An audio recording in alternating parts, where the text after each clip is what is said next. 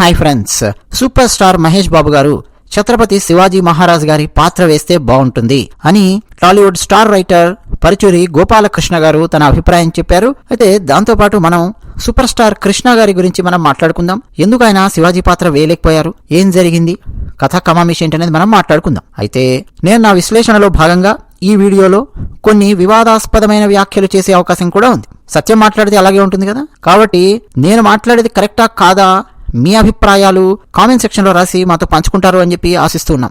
ఎందుకంటే నేను మాట్లాడేది తప్పు అని చెప్పి మీరు కనుక లాజికల్గా ఎక్స్ప్లెయిన్ చేయగలిగితే నేను కూడా ఆలోచిస్తాను. లేదు నేను చెప్పింది ఒప్పు అని చెప్పి అనిపిస్తే ఏదైనా సరే కామెంట్ సెక్షన్లో దయచేసి రాయండి. ఇక ఫస్ట్ సూపర్ స్టార్ మహేష్ బాబు గారి విషయానికి వద్దాం. చావా సినిమా ఎప్పుడైతే విడుదలయ్యిందో రకరకాల లాంగ్వేజెస్లో ఒక చర్చ మొదలైంది. ఈ చావా సినిమా ఎందుకు హిందీలో మాత్రమే విడుదల చేశారు, ఈ చిత్రం చాలా అద్భుతంగా ఉంది అని చక్కటి ప్రశంసలు దక్కుతూ ఉన్నాయి.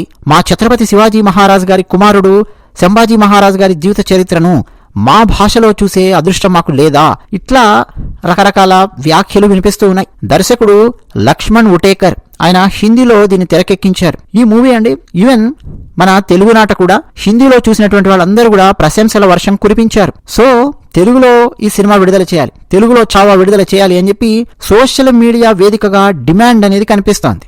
ఇన్ఫ్యాక్ట్ నేను చావా సినిమా రివ్యూ ఇచ్చినప్పుడు కూడా తెలుగులో విడుదలవుతోందా, తెలుగులో విడుదల అయ్యిందా, ఎందుకు విడుదల చేయట్లేదు, ఇటువంటి కామెంట్స్ కూడా మన యూట్యూబ్ ఛానల్ వీడియోల కింద కనిపించాయి.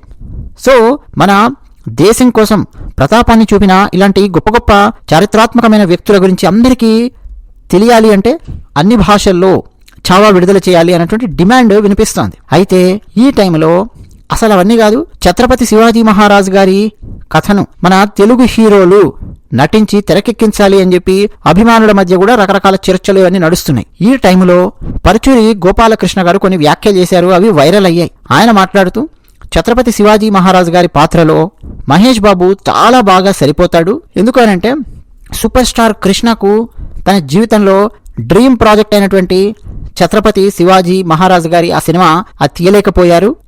సింహాసనం సినిమా తీసిన తర్వాత కృష్ణ గారు తీయాలి అని చెప్పి ప్లాన్ చేశారు. కానీ కొన్ని కారణాల వల్ల ఆ సినిమాను శివాజీ మహారాజ్ గారి మీద సినిమాను కృష్ణ గారు తెరకెక్కించలేకపోయారు. అయితే ఇప్పుడు ఆ సినిమా గనక తీస్తే సూపర్ స్టార్ మహేష్ బాబు పర్ఫెక్ట్ గా సూట్ అవుతాడు.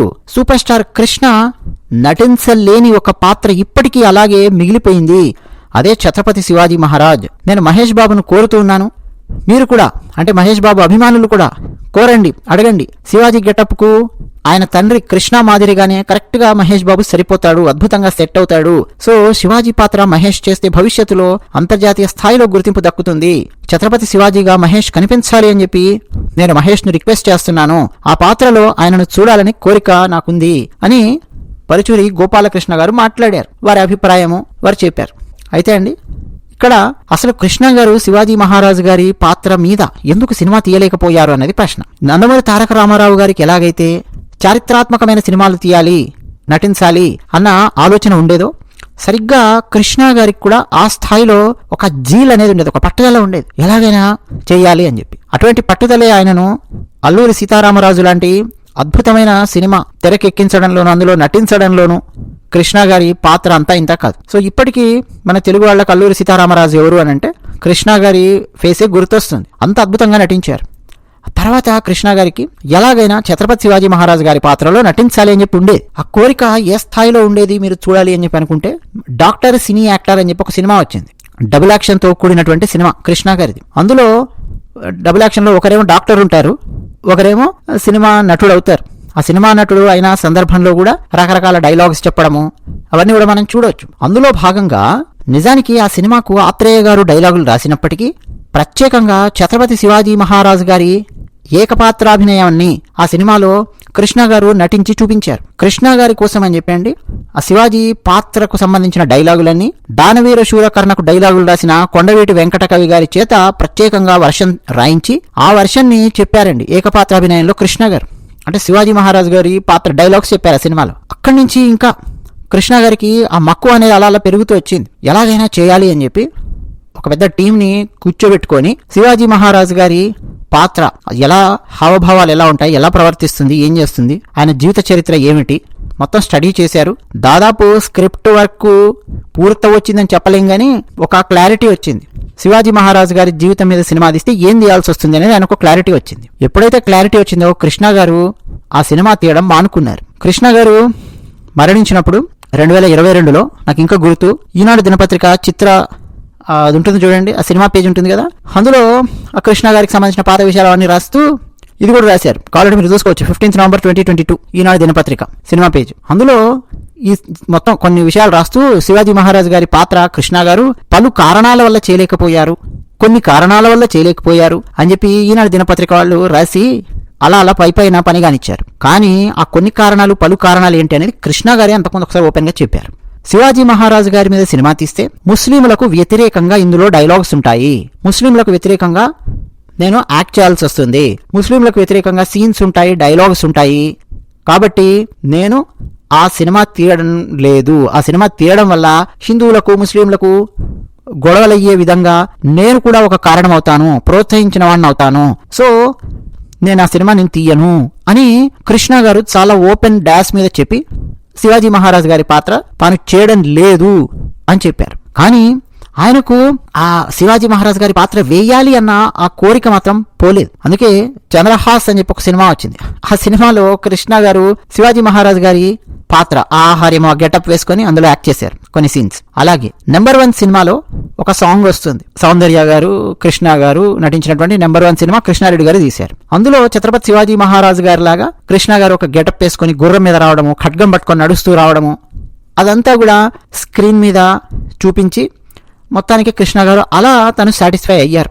అంతవరకు ఏదోలే నా జీవితంలో శివాజీ మహారాజ్ గారి పాత్ర అయితే వేశాను, కనీసం బిగ్ స్క్రీన్ మీద నన్ను నేను చూసుకున్నాను అని చెప్పి అంతవరకు సాటిస్ఫై అయ్యారు. కానీ శివాజీ మహారాజ్ గారి మీద ఆ సినిమా మాత్రం తీయలేదు. అయితే ఒక 4 ఏళ్ల క్రితం ఒకనొక సోషల్ మీడియాలో కృష్ణ గారి అభిమానులు రన్ చేస్తున్నటువంటి చాలా సోషల్ మీడియా పేజెస్, ఇన్స్టాగ్రామ్ లో కానీ యూట్యూబ్ లో కానీ అక్కడ నాకు తెలుసు ముస్లిం ఒక అతను రన్ చేస్తున్నారు. ఆయన ఒక పోస్ట్ పెట్టారు, ఏమనంటే కృష్ణ గారు శివాజీ మహారాజు గారి పాత్ర కనుక వేస్తే ముస్లింలకు వ్యతిరేకంగా డైలాగులు ఇవన్నీ ఉంటాయి, కాబట్టి నేను వెయ్యను అని చెప్పాడు. ఇంతటి మొనగాడు రా మా సూపర్ స్టార్ కృష్ణ అని చెప్పి ఆ ముస్లిం అబ్బాయి ఒక పోస్ట్ పెట్టాడు, గుంటూరు జిల్లాకు చెందినటువంటి అబ్బాయి. అది నేను చూశాను. అంటే నీకు ఇష్టం వచ్చినట్టు నువ్వు ఇంటర్ప్రిట్ చేసుకోవచ్చు అన్నమాట అని చెప్పి అనిపించింది. ఏమండి, సూపర్ స్టార్ కృష్ణ గారు అనగానే ఎన్నెన్నో ధైర్య సాహసాలు చూపించినటువంటి వ్యక్తి అని చెప్పి పేరు కదా. ఒక పెద్ద లిస్టు మనం చదువుతాం. వారు మరణించిన సమయంలో మనం కూడా ఒక వీడియో పెట్టుకున్నాం, అందులో చాలా విషయాలు మనం చెప్పుకున్నాం, మీరు కూడా చాలాసార్లు వినుండొచ్చు. ఆ సినిమా తీసుకొచ్చారు, ఇది తీసుకొచ్చారు, స్కోప్ తీసుకొచ్చారు, కలర్ తీసుకొచ్చారు, ఇట్లా చాలా మనము వింటూ ఉంటాం.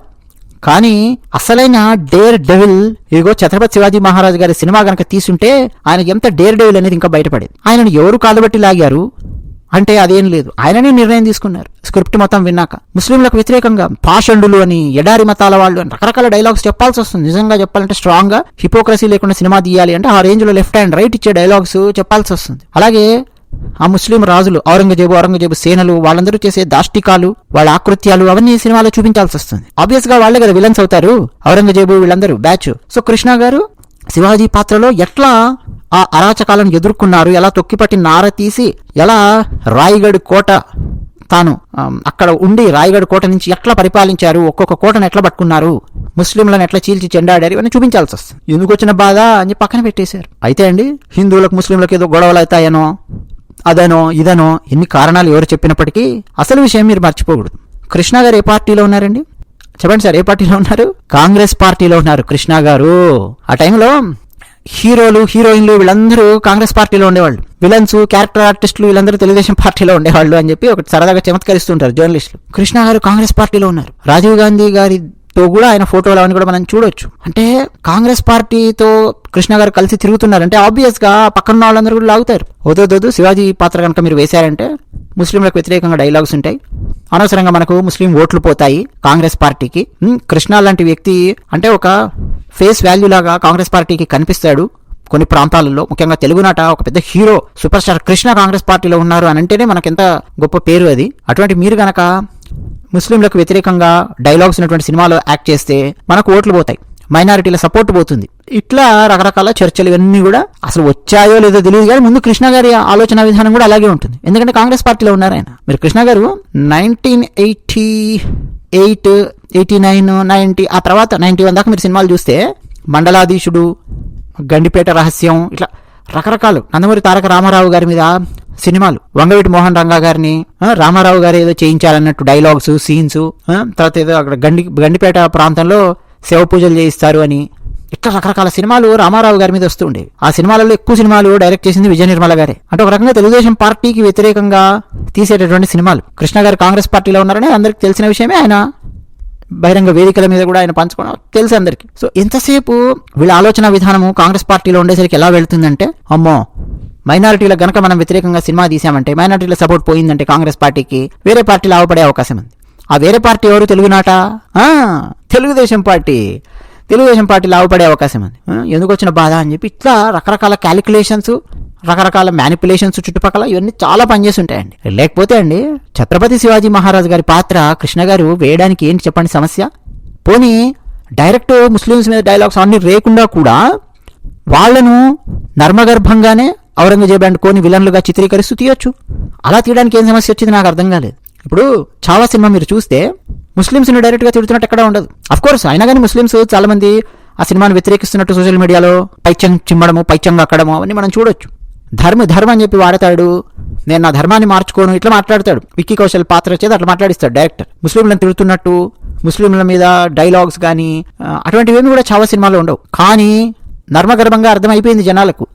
ఔరంగజేబ్ అనే నీచుడు సంభాజీ మహారాజ్ గారిని ఏం చేశాడు. అట్లీస్ట్ సోషల్ మీడియాలో ఒక చర్చ అనేది జరిగింది, పెద్ద చర్చ జరిగింది. ఇప్పుడు ఆ చావా సినిమా హిట్ అయినటువంటి దెబ్బకు తర్వాత వరుసగా బాలీవుడ్లో, అలాగే కర్ణాటక నుంచి కానీ, అలాగే తమిళనాడు నుంచి కానీ వరుసగా చారిత్రాత్మకమైన పురుషుల సినిమాలు మనం చూడొచ్చు. అయితే తమిళనాట ఒక సినిమా వస్తుంది అంటే మళ్ళీ అక్కడ ఒక పైత్యం ఉంటుంది. ద్రవిడ పైత్యాన్ని కలిపి నింపి, కమ్యూనిస్ట్ పైత్యాన్ని నింపి వదులుతారు. కర్ణాటక నుంచి సినిమా వస్తుంది అని అంటే మాత్రం రిషబ్ శెట్టి సినిమా రాబోతోంది ఛత్రపతి శివాజీ మహారాజ్ గారి మీద. డెఫినెట్ గా అండి 4-5 భాషలకు సంబంధించిన వాళ్ళు యాక్ట్ చేస్తున్నారు. మరాఠీ, కన్నడ, హిందీ, తమిళ్ ఇట్లా 4-5 భాషల వాళ్ళు యాక్ట్ చేస్తున్నారు. పాన్ ఇండియా మూవీగా ఒకటి వస్తుంది శివాజీ మహారాజ్ గారి మీద. శివాజీ మహారాజ్ గారి పాత్ర మీద హిపోక్రసీ లేకుండా ఎవరైతే అద్భుతమైన డైలాగ్స్, సీన్స్, సంఘటనలు పెట్టి సినిమా తీయగలరో, ఔరంగజేబ్ అండ్ కోని విలన్స్ గా పెట్టి వాళ్ళ దాష్టికాలు చూపించి, వాళ్ళు అసలు సిసలైన హీరోలండి. వాళ్ళు అసలు సిసలైన డైరెక్టర్లు. ఇంతవరకు చూడండి మన తెలుగునాట రాజమౌళి గారు, వారి తండ్రి కదా రాసేది కథలన్నీ కూడా. ఎప్పటి నుంచి అండి రాజమౌళి గారు స్టూడెంట్ నెంబర్ 1 అప్పటి నుంచి మొదలెట్టారు. విక్రమార్కుడు, ఛత్రపతి, సై సినిమా, యమదొంగ, మగధీర, బాహుబలి 1, బాహుబలి 2, RRR, మధ్యలో మర్యాద రామన్న, ఈగ ఇవన్నీ తీశారు రాజమౌళి గారు. తన తెలివితేటలని వాడారు. సినిమాను ఎంత బ్లాక్ బస్టర్ చేయగలిగే విధంగా తీయాలో అన్ని హంగులు, అన్ని దినుసులు సమపాళ్లలో వేశారు. ఒక రేంజ్ బ్లాక్ బస్టర్స్ ఇచ్చారు. కానీ ఎప్పుడైనా సరే మీరు చూసారా డైరెక్ట్గా ఒక చారిత్రాత్మకమైన ఒక పురుషుడిని తీసుకుని అతని మీద ఒక అద్భుతమైన సినిమా తీసి చూపించాలి అన్నటువంటి దమ్ము, ఆ ధైర్యం రాజమౌళి గారు చూపించారేమో చూడండి. ఇన్ని సంవత్సరాలలో చూపించలేదు కదండి. మరి గొప్ప డైరెక్టర్ అబ్బో అని చెప్పి ఎలా అంటామండి? కమర్షియల్ డైరెక్టర్, కమర్షియల్గా సక్సెస్ సాధించినటువంటి డైరెక్టర్, అంతవరకే. ఒక గొప్ప డైరెక్టర్ అని చెప్పి ఇవ్వాలి అని అంటే ఇదిగో ఇలాంటి సినిమాలు కూడా తీయగలగాలి, రకరకాల సినిమాలు తీయగలగాలి. ఎంతసేపు నేను ఫ్యాంటసీ మీదే డిపెండ్ అవుతాను అని చెప్పి అలా కొట్టుకుంటూ వస్తానంటే కాదు కదా. పోనీ మనకేమైనా చరిత్ర లేదా? కొన్ని దేశాల కంటే పాపం అంత చరిత్ర ఉండదు, అంతమంది చారిత్రాత్మకమైన పురుషులు ఉండరు. మనది తరతరాల చరిత్ర. ఎంతమంది వచ్చి మన భారతదేశం మీద పడి దోచుకున్నారు. అరే కేరళలో సినిమా వచ్చిందండి పళస్తి రాజా అని, 2009 or 10 అనుకుంటాను ఆ టైంలో వచ్చింది. మమ్మటిగా యాక్ట్ చేశారు పళస్తి రాజాగా. మన దగ్గర హీరోలు ముందుకు రారు, డైరెక్టర్లు ముందుకు రారు. ఇదో పెద్ద సమస్య అనమాట. ఎందుకంటే ఇవే ఇప్పుడు కృష్ణ గారి ఉదాహరణ ఎందుకు తీసుకొని వచ్చాం మనము? అప్పట్లో కృష్ణ గారి ఆ స్థాయిలో ఆలోచించారంటే ఏది ఎన్టీఆర్ గారితో ఢీ కొట్టిన డేరింగ్ అండ్ డాషింగ్ అని పేరు తెచ్చుకున్న కృష్ణ గారే వామ్మ నాయనో ఈ శివాజీ పాత్ర నేను కనుకేస్తే ముస్లింలకు వ్యతిరేకంగా వెళ్ళి ఎందుకు వచ్చిన బాధ అట్లా ఆలోచించారంటే ఇప్పుడు మహేష్ బాబు గారు వీళ్ళు ఆలోచించకుండా ఎందుకుంటారండి? అసలు మహేష్ బాబు గారు అయితే ఆయన రాజకీయాల జోలికే వెళ్లరు, రాజకీయ నాయకుల మీద ఒక కామెంటు చేయరు. అనవసరమైనటువంటి ఈ రాజకీయాలు నాకెందుకు అన్నట్టు ఆయన కామ్గా ఆయన పని ఆయన చూసుకుంటూ, ఆయన భార్య, ఆయన పిల్లలు, ఆయన టూర్లు, ఆయన సినిమాలు, అది తప్ప ఆయన మరో దగ్గరికి రారు. ఆయన బాగా అయితే బిజినెస్ చేసుకుంటూ ఉన్నారు. ఇది మహేష్ బాబు గారు చేస్తున్నది. అంతే తప్ప రాజకీయాల జోలికి, రాజకీయ నాయకుల జోలికి అసలు వెళ్ళరు ఆయన. అలాంటి వ్యక్తి ఛత్రపతి శివాజీ మహారాజు గారి పాత్రలో కనుక నటిస్తే పరుచూరి గోపాలకృష్ణ గారు అడిగినట్టు మరి నిజంగా హిపోక్రసీ లేకుండా సినిమా తీస్తే, డైలాగులు పెట్టి సినిమా తీస్తే మరి అది ఇప్పుడు ఏమవుతుందండి? ముస్లింలందరూ యాంటీ అయిపోయి మహేష్ బాబు గారికి, కృష్ణ గారి ఫ్యాన్స్ లోనే చాలా మంది యాంటీ అయిపోయి ఈ రచ్చ ఉంటుందా ఉండదా? మహేష్ బాబు గారికి తెలుసు మా నాన్నగారే డేరింగ్ అండ్ డాషింగ్ గా ఉండి మా నాన్నగారే తీయలేదంటే ఇప్పుడు నేను తీసి ఎందుకు వచ్చిన బాధ, అంతర్జాతీయ ఖ్యాతి అవన్నీ పక్కన పోతాయి. కానీ ముందు రచ్చ గెలవడం కంటే ఇంట గెలవడం ముఖ్యం కదా. మా నాన్నగారి అభిమానుల్లో ఉండే ముస్లింస్ నేనెందుకు పోగొట్టుకోవాలి, ఇట్లా ఆలోచించే అవకాశం పుష్కలంగా ఉంది. కాబట్టి పరుచూరి గోపాలకృష్ణ గారు అడిగినట్టు పొరపాటున కూడా మహేష్ బాబు గారు ఆ జోలికి వెళతారు అని అయితే నేను అనుకోను. సో కంక్లూడ్ చేస్తూ చెప్తున్నానండి, ఎన్ని భయాలు చూస్తున్నారా మన దగ్గర. హీరోలలో చాలా మంది హిందువులే, మళ్ళీ దేవాలయాలకు వెళతారు, పూజలు చేస్తారు, వ్రతాలు చేస్తారు, అన్నీ ఉంటాయి. భారతీయ సనాతన ధర్మాన్ని కాపాడినటువంటి ధీరులు వీరులు ఎందరో ఉన్నారు. అటువంటి వాళ్ళ మీద ఒక సినిమా తీయాలి అని అంటే ఎంత మీనమేషాలు ఎక్కడతారు, ఎన్ని భయాలు వీళ్ళని వెంటాడుతూ ఉంటాయి. ఒక్కసారి చూస్తున్నారండి, సెక్యులర్ భయాలు, కుహనా సెక్యులర్ భయాలు, రాజకీయ భయాలు, ఒత్తిళ్లు, ఇన్ని ఉంటాయి అన్నమాట వీళ్ళకి. అవన్నీ కాదని ముందుకు వెళ్లి ఒక డేర్ స్టెప్ వేసి ఒక దూకు దూకాడు లక్ష్మణ్ ఉటేకర్ అనే డైరెక్టర్. చావా సినిమా తీయడం వల్ల చాలా మంది కళ్ళు తెరుచుకునేలాగా చేశాడు. అంతకుముందు కూడా సినిమాలు వచ్చాయి, కానీ చావా సినిమాలో సంభాజీ మహారాజ్ గారిని ఔరంగజేబు పెట్టిన చిత్రహింసలను కళ్లకు కట్టినట్టుగా చూపించాడే డైరెక్టర్. ఏ సినిమాలో కూడా అండి ఇప్పటివరకు ఆ స్థాయిలో రాలేదు. వాళ్ళ దాష్టీకాల గురించి ఇంత చర్చ ఎప్పుడు జరగలేదు. అంటే డైరెక్టర్ పూర్తిగా సక్సెస్ అయ్యాడు, దమ్మునటువంటి డైరెక్టర్ అని చెప్పి నిరూపించుకున్నాడు లక్ష్మణ్ ఉటేకర్. అది మాత్రం నిజం.